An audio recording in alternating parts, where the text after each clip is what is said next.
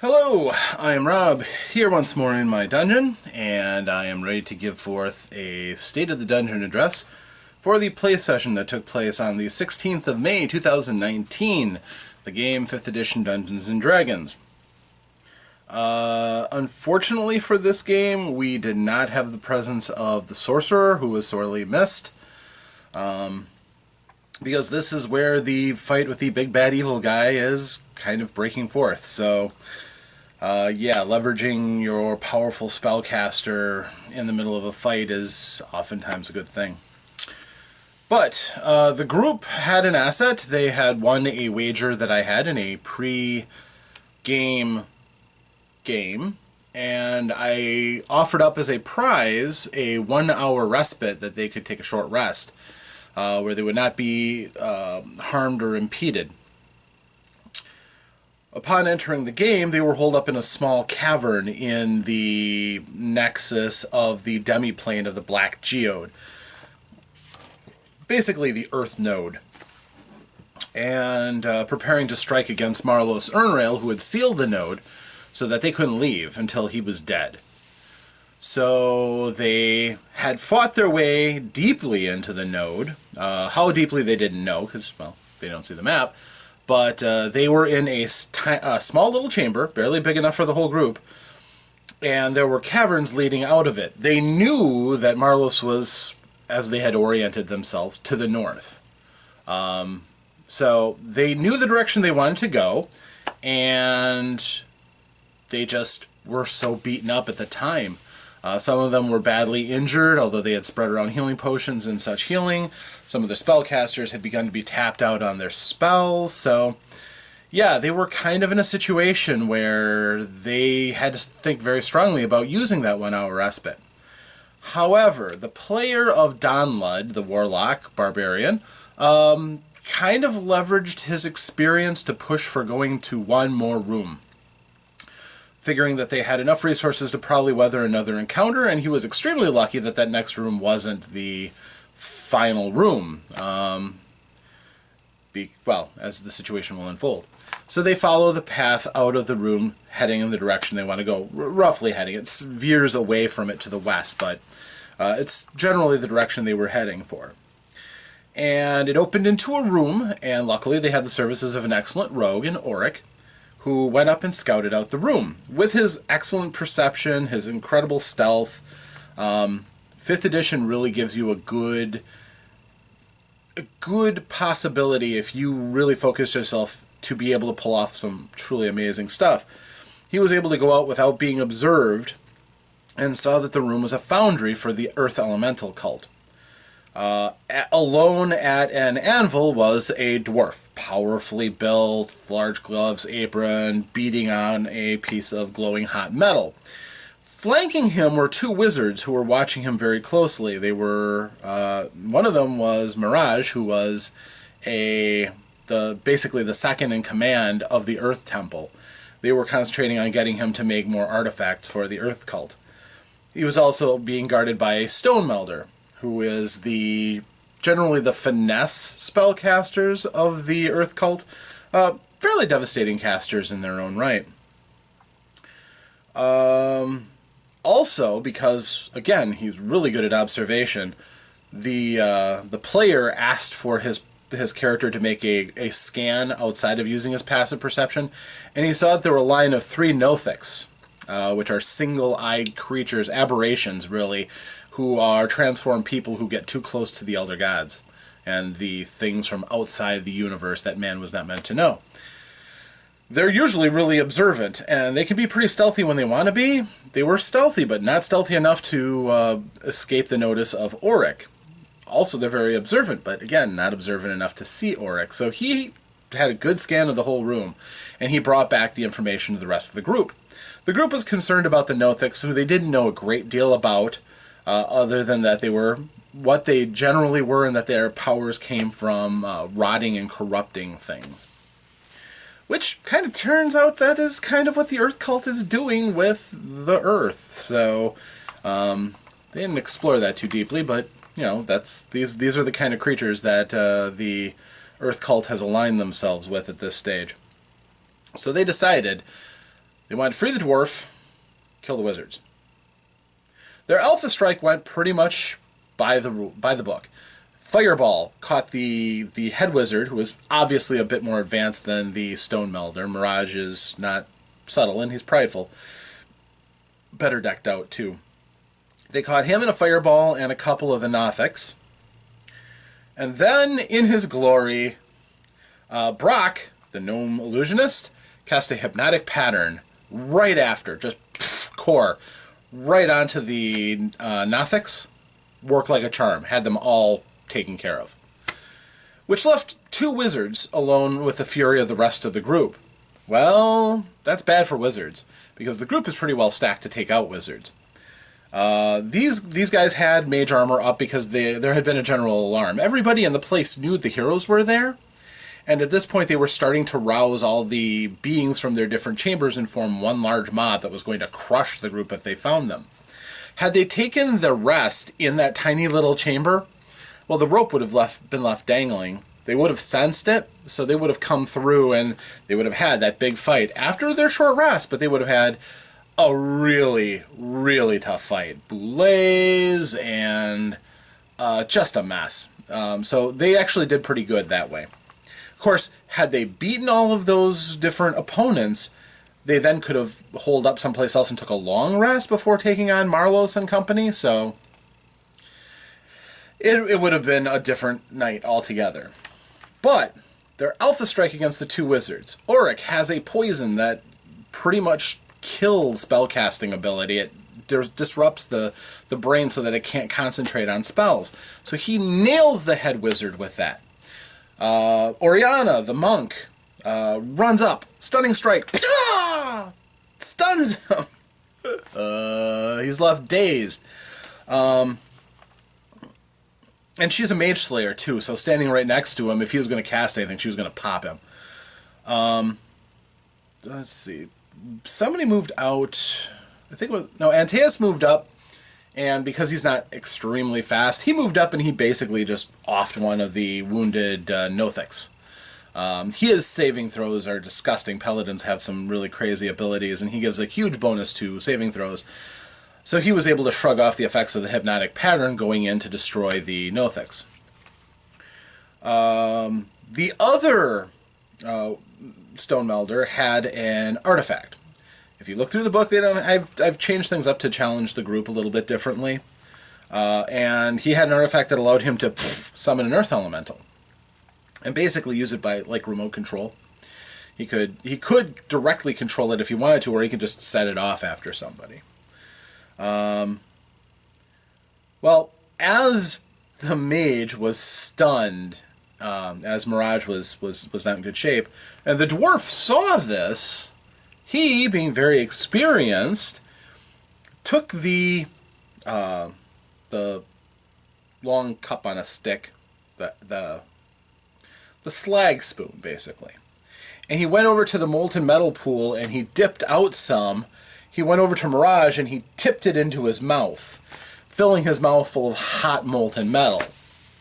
He made an attack. Miraj was stunned and only a wizard, and this is an experienced warrior, so yeah, that was pretty horrendous, actually. And pretty much was the end of any vocal spells he could have cast, even if he'd have survived that. He did not. I believe that was enough to kill him off. If not, somebody else did it with a final blow, but Miraj was out of that fight before he had a chance to do anything.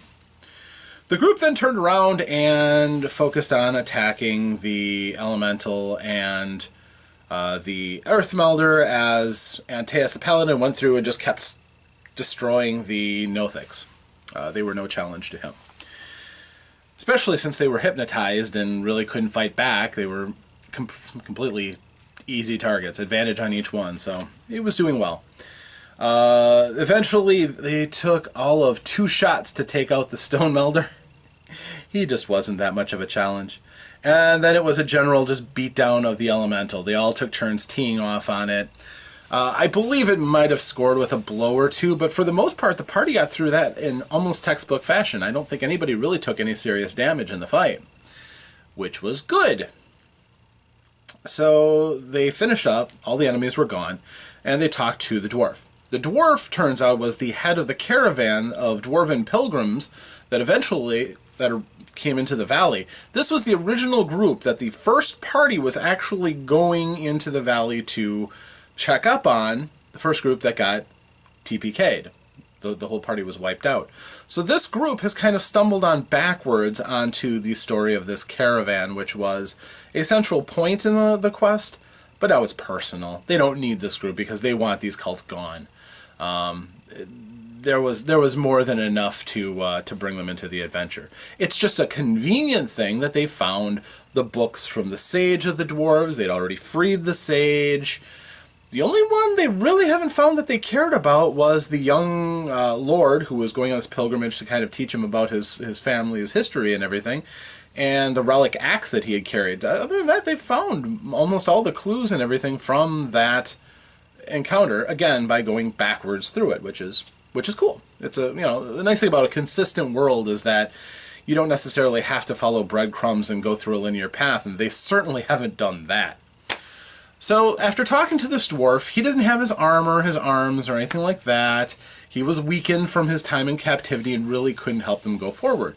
But he did know quite a bit about what was going on here in the geode, where he'd been trapped making these artifacts. Making artifacts in this Earth node is incredibly easy as long as the items are themed to Earth.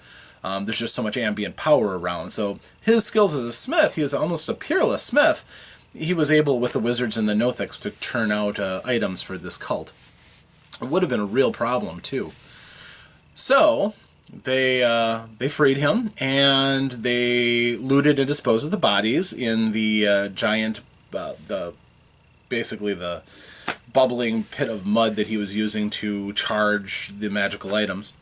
So the bodies were gone, and the group is like, okay, where is Marlos Urnrail, the prophet? He was like, well, if you go down that tunnel, it opens into the Cathedral of Stone. This is the place where big gatherings take place. There's been a call for you. They summoned a great number of the denizens of the geode, and they're now out hunting for you. And they are connected so that if any of them find you, they will call the rest in.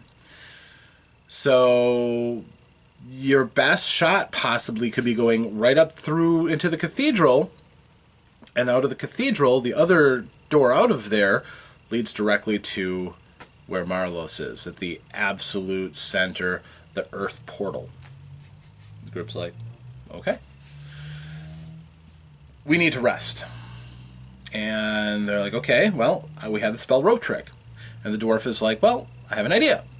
He had a folding screen that they used in case of magical accidents to protect the working equipment when in the foundry when it got to that point. And he's like, well, go ahead and do your rope. They cast the rope, and then he sandwiched the rope in the screen. So there didn't appear to be anything out of the place. So they were perfectly protected, and there was no reason for the denizens of the Black Geode to be sitting there waiting for them when they came out. So they did it very smartly. It worked out really well because at this point they were up for an hour. They took their rest. They used a lot of hit dice on recovery. They recovered their abilities, didn't have to set watch, so every single one of them could tend to taking care of themselves. And as it played out, they then popped out, and the dwarf's like, yeah, go ahead. They came looking for you. They asked me, and they asked me where the wizards were, and I told them they were looking for you. So I was kind of left to my own device. They knew that I was important enough not to kill, and they didn't even really question me. They seemed to be too much of a hurry to get you. So he had sequestered everybody to the southern part of the Black Geode, which basically left the Cathedral of Stone wide open. This was smart on their part. Well, smart of the dwarf. The dwarf himself is quite canny. So they go up to the Cathedral of Stone, big chamber, nothing in it. No opposition at all. They barely even paid it a look. They didn't go skulking around or anything, and so they went up the tunnel. And sure enough, huge chamber, massive. At the far end, the portal to the elemental chaos of Earth. Huge swirling vortex of brown and alien horizons. Standing in front of it, Marlos Urnrail, Iron Fang in hand, holding it up in challenge. Directly in front of him were a couple of earth myrmidons, elementals that have been bonded into suits of armor and forced to serve him. Nasty opponents if they get a good tag on you. They had the Earth Myrmidons. There were a couple of Black Earth Guards who basically their job was to slow down the group and let Marlos do his thing. Marlos was trying to summon Olhydra. He figured that there had been enough death and destruction caused by him that would provide the energy for Olhydra to come through.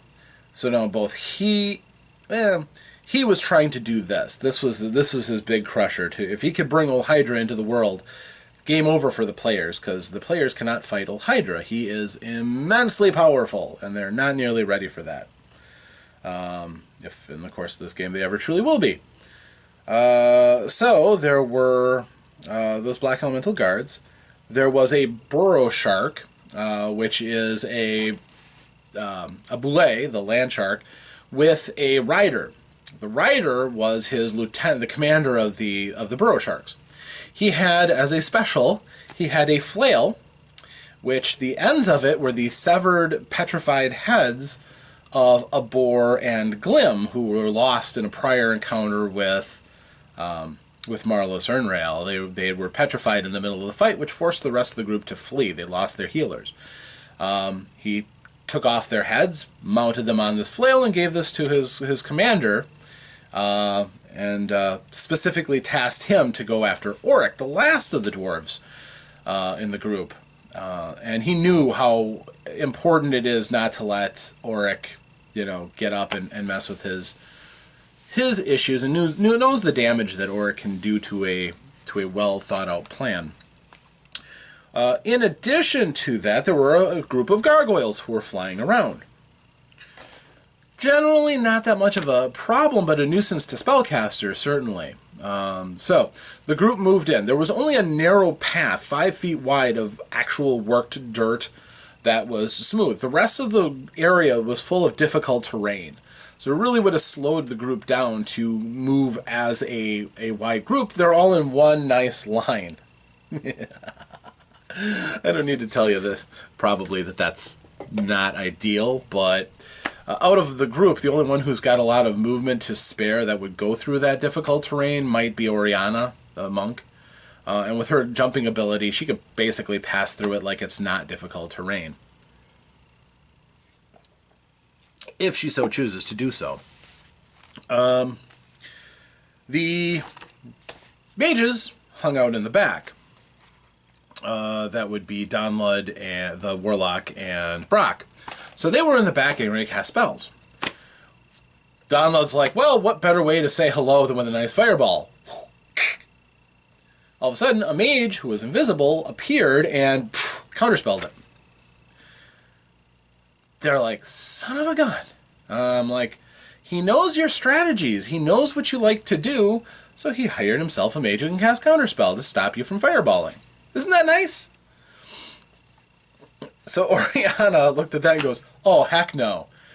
She appeared, just zoom, right next to her. And she's like, do you really want to work for him? How'd you like to work for us? By the way, I'm a mage slayer. You might want to think about that. And she looks on, she sees the rest of the group go. Antaeus charges right up to the front to take on the Myrmidons, trying to get to Marlos before he gets a good chance to summon Olhydra. The Myrmidons are tough opponents, and it almost seems as if Antaeus is willing to risk it, but I couldn't roll to hit him very well, and I think when I did hit him with a Thundering Smite, he just weathered it. So at this point, it seems to be him versus those two opponents, which is tough, and then Marlos directly ahead. Did they take out the Black Earth Guards? I believe they did. Yeah, the Black Earth Guards were stricken. Oh, the Black Earth Guards were stricken because the sorceress, her name was Sophicia? Sophicia. Her response to being hired was seeing that things were kind of at the tipping point and seeing which way the wind was going to blow. Thought that she could do better on the side. They were offered her like 500 gold straight up. And she's like, well, okay, that's fine. Plus, she did kind of figure out that what these guys were doing was not going to help her out at all. So she turns around and she throws an elevated fireball at Marlos and company, which took out the guards, did a little bit of damage to Antaeus, damaged the Myrmidons a little, I believe. Looking at it... Yeah, she damaged the Myrmidons for like 22 points. That was a 44-point fireball. And that's basically kind of set up Antaeus to go up against Marlos if he can just get by these earth elementals. However, Marlos doesn't like traitors, so he told the gargoyles to go down and get her, which they did, and boy did they nail her. She took a frightful amount of damage, which forced her to dimension door away to the other, the other side of the battlefield, and left Oriana to stand and fight these gargoyles, because they didn't have a target anymore, so here's an unarmored human who looks like she might be easy pickings. Newsflash, she's really not. And then, on top of all of that, we were running against the end of the night. So basically they just had their final exchanges. The burrow shark went into the ground. Oric's like, you know, I don't want anybody else to really be having a bad time with this, so I'm just going to stand here in the middle of the path because I know that burrow shark is coming for me. I'm just going to get ready. Remember, he has the ability of, he has followed the path of the swashbuckler, so he can use his sneak attack as long as he's dueling an opponent one-on-one. And the burrow shark is considered a single creature just by nature of it as a stat block. It doesn't have a separate rider versus boule thing, so his abilities work. It could actually be a very good fight, but he got chomped pretty good when it rose up underneath him. And so that is kind of the situation right now. The gargoyles themselves are wounded but not dead. Something came up and nailed them pretty good. That burrow shark is still there fighting Oric in a one-on-one. We do not have Geth. Geth did not show up, so if he shows up, it'll be like, you know, a fireball in the middle of a very dry forest. He could dramatically impact this fight if he could just show up. He just, you know, stumble through like, hey guys, what's up? They could use him and his area effect, his lightning bolts and things like that. The fact that the Black Earth Guards are dead doesn't really matter. The Myrmidons are somewhat injured. We did see Antaeus cripple one, but it's still fighting, even though they've used up their Thundering Smite, so it's just a slogging fight at this point. Marlos himself is... he understands that the heroes are there.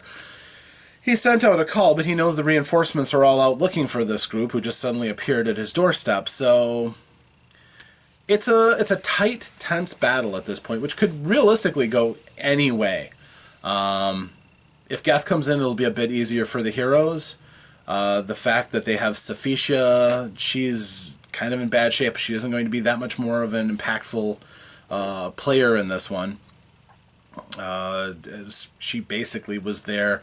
And the possibility largely was influenced by the fact that Geth wasn't there, and the fact that, well, Oriana's player had a really good idea about that. So, yeah, all in all, it was a tense, tough fight, but it's opening up the staging for the final battle, which I only hope and I pray that I somehow stumble upon the miniature from Marlos, which I seem to have lost since that fight. But we'll see what we can do. Otherwise, we'll have a replacement. Thanks for listening. Thanks for your interest in the goings-on here in the Dungeon of Love. I'm Rob. This is my State of the Dungeon address. Thank you, and farewell.